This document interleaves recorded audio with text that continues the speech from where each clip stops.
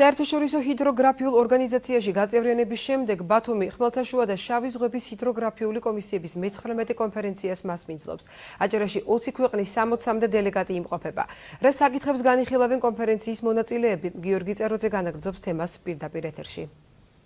ინო, მოგესალმები, როგორც უკვე შენ აღნიშნე, მე-19 საერთაშორისო ჰიდროგრაფიული კონფერენცია ბათუმში დღეს გაიხსნა.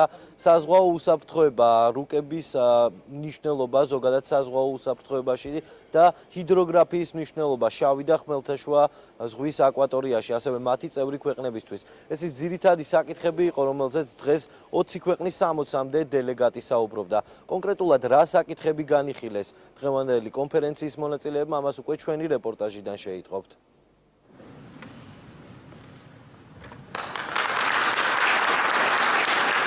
საქართველოს დროშა უახლოეს დღეებში მონაკოში საერთაშორისო ჰიდროგრაფიული ორგანიზაციის შტაბ-ბინაში სხვა წევრი ქვეყნების დროშების გვერდით განთავსდება.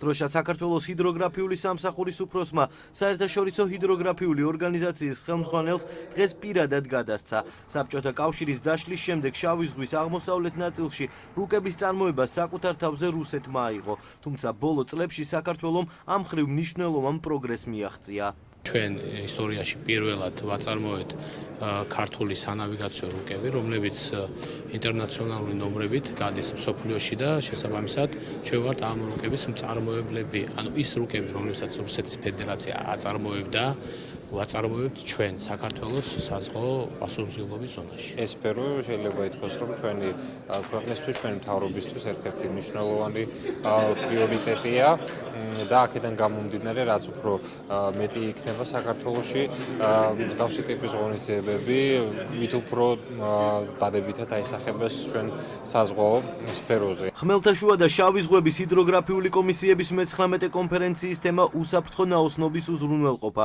საერთაშორისო სტანდარტების ელექტრონული და ქაღალდის რუკების წარმოებაა. მოხარული ვარ, რომ აქ ვიმყოფებით. ხმელთაშუა და შავი ზღვების ჰიდროგრაფიული კომისია საერთაშორისო ჰიდროგრაფიული ორგანიზაციის ყველაზე დიდი კომისიაა. მასში 20 ქვეყანაა გაწევრიანებული.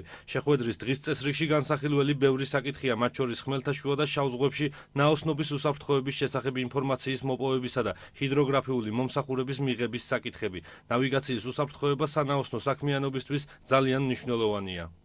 ამ შეხვედრაზე ჩვენ საერთაშორისო ჰიდროგრაფიული ორგანიზაციის ეგიდით ხმელთაშუა და შავი ზღვის რეგიონებში უსაფრთხო ნავიგაციის საკითხებს განვიხილავთ. დღის წესრიგში ბევრ სხვა საკითხთან ერთად ამ რეგიონისა და მეზობელ ქვეყნებთან ნავიგაციის უსაფრთხოების გაძლიერების კუთხით თანამშრომლობის საკითხებიც განიხილება.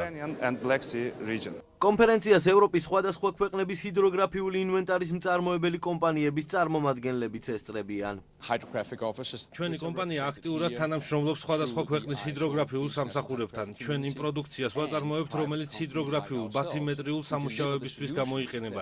ის, რაც დღეს აქ განიხილება, ჩვენთვისაც მნიშვნელოვანია, რათა სამომავლოდ პროდუქციის დახვეწა და მისი რეალიზება შევძლოთ. საერთაშორისო ჰიდროგრაფიულ ფორუმს 20 ქვეყნის 60-მდე დელეგატი ესწრება.